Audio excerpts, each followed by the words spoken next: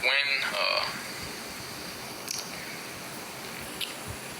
eventually, if everything were to let go, if there was no control system, if it wasn't propped up the way it was through technology and illusions, every little facet of the reality would spiral off in its own order, and that would be kind of like the end of time.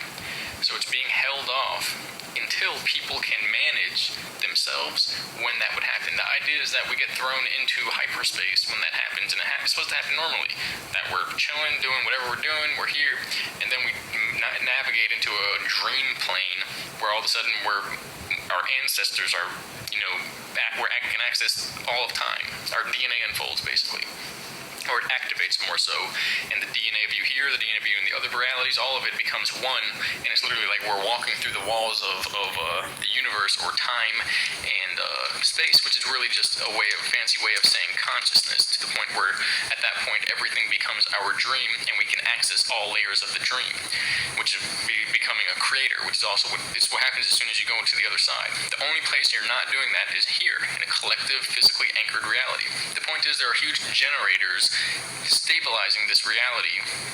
Look at it like a trap, but the idea is, if they weren't there, whatever you think would be your reality. If everyone does that, when that happens, it's happened before, all the secret groups go active.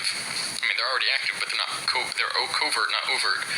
They go overt, they launch all the bases, all the buildings, all the craft, everything, and every single person has to be tracked consciously.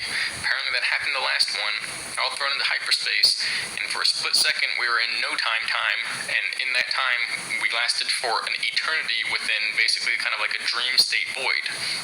Some people stabilized and found God or reunified with their larger soul family.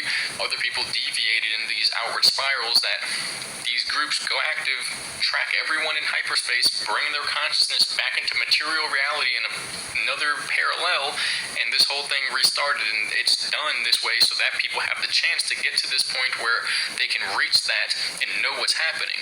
It would literally be like if this world turned into, this room turned into a dream, and everything I was imagining was right in front of me manifested. That gets into a very spirally type of feel when you start imagining based upon what you're experiencing, and what you're experiencing is based upon what you're imagining. And if you can't control that, it turns into a vicious cycle. And that's how people get lost. They get lost in time, and their souls pretty much go wild. And so the higher realm messengers, or the true God, is the cosmic anchor for your mind and your heart, in that sense. And the heart, the personal anchor to the cosmic anchor for your mind. Because without that, there's no guidance. The compass needle goes wherever. The heart